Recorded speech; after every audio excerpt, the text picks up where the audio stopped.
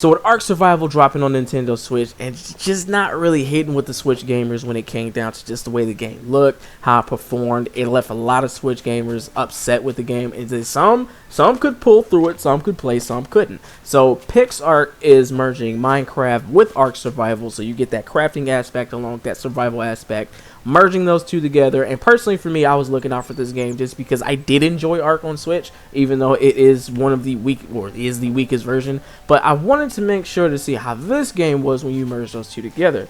And I got some thoughts, so stick around in this review and let's go ahead and jump right into it. You know how much I love that Nintendo Switch!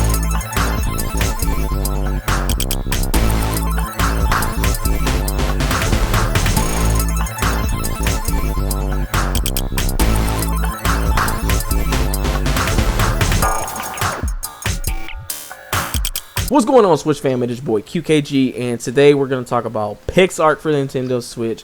And if you're new to the channel, I do not write a script. I want to give you my raw feedback, my raw reaction to the game. Sometimes it could take me a couple days to play the game if I'm really enjoying it and I really want to dissect it. And then if a game just really does something just to get under my skin, sometimes I want to make sure I can get you a review and just summarize my experience. So right now for PixArk, having those two styles, I'm not going to spend too much time talking about like the taming and the crafting aspect or anything else in that nature. If you have played Ark Survival, you have pretty much played PixArk. If you've played Minecraft and Ark Survival, you have played PixArk. So PixArk is the exact same concept. You just drop down into an area, and in that area you have to survive. You have to craft all the Stone Age type of weapons and materials going all the way up into modern.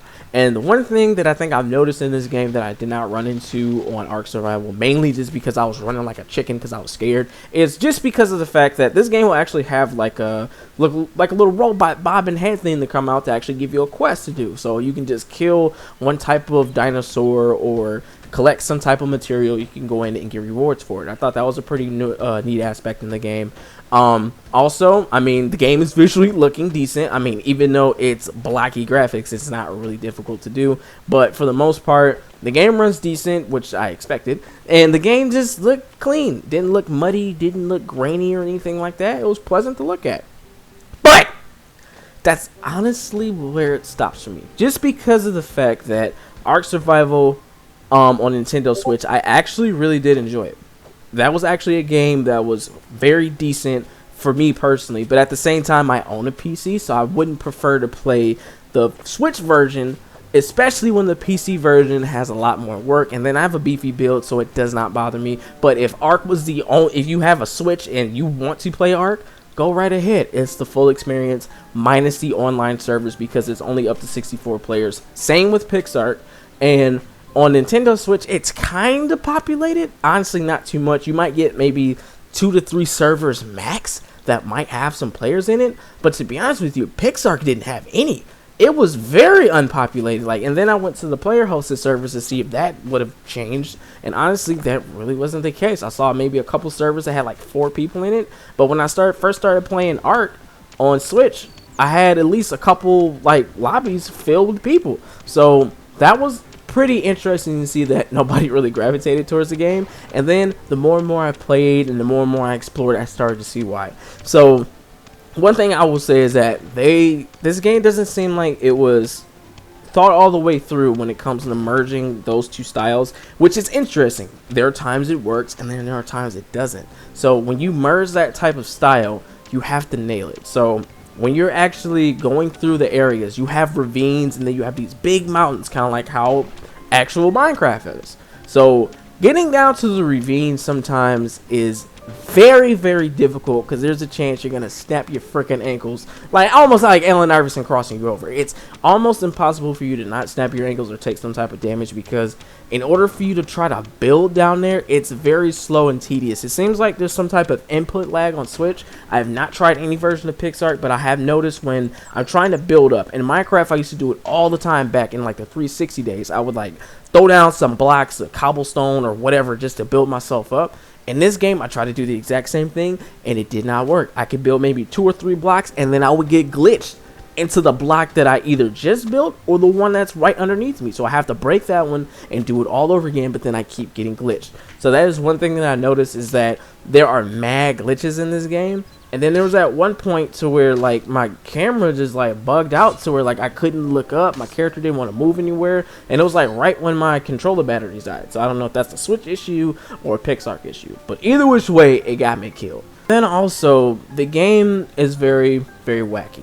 That I will say, it has like this little weird kind of music to where Minecraft was very relaxed. I felt calm. I felt like I can just do whatever I want. If I wanted to just sit there and build to my heart's content, I could do that. Or if I wanted to go down into a cave or ravine and fight some zombies and some creepers or whatever, I could do that as well. I had options. So don't get me wrong, PixArk has a really good monster selection, especially there's like this weird fire elemental thing with big old arms and a Beyblade body, and then you have like this big ogre, and then you have this horned like minotaur looking dude. Whatever it may be, it's actually nice. I was like, yo, this is pretty cool. And then you go up there and they're just banging with each other. Like they had 0 F's to give in that situation. So I was like, okay, I don't want to mess with them. So I was able to go on and explore. But that's honestly where the fun kind of stopped. Because as much as I was looking forward to this type of combination with Minecraft and Ark Survival, it just didn't hit as well.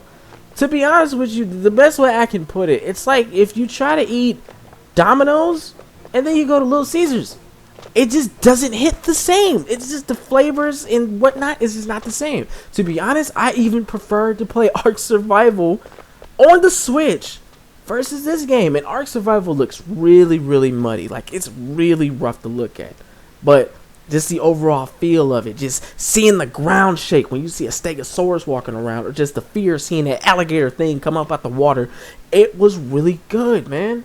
And then the game's UI was honestly just as worse as Ark Survival was on Switch. There wasn't like a little cursor like how Destiny has, to where you can like kind of maneuver and pick certain things. I wish more games will implement that, especially when you have as many menus and stuff in your UI like that. Because there were times where I'm trying to get the stuff and then it takes me to something else and I have to backtrack and try to line myself up just to get what I need. So it was really difficult just going through that UI, and that's one thing that definitely needed work, which I hope they would have fixed with this version, but that wasn't the case. So all in all, PixArk on Nintendo Switch, I always rate my games under phrases instead of using numbers. So I start all the way at the bottom as of what happened, like if you ever played the game Troll and I, because that game was absolute buns. You actually have a kind of like a meh, like I really just didn't like the game. Then you have a needs work, a decent, a foigle boy if the game is absolute fire. To be honest with you, this game is the first type of game that I actually scored. This game just did not do it for me, man. Like I really tried to just dig in and see what I could find. I mean, to be honest with you, once you see the game and see the styles merged together, there are times it works really good, and then there's times it just doesn't work.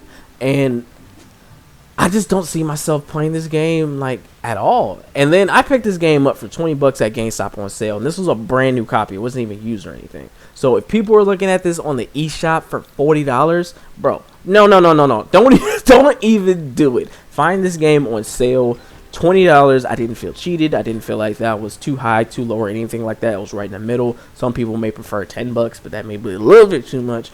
But either which way it goes, PixArk on Nintendo Switch, I would definitely have to give it a review, just because it just did not do it for me. And then when I saw, after I played the single player and I went to try to join a server, I noticed how many people did not care about this game because the servers were empty.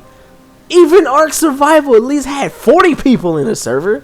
They didn't even have that. So I was like, okay, I had to be done. So that is all I have to say about PixArk on Nintendo Switch. So as always, make sure you guys leave your comments down below.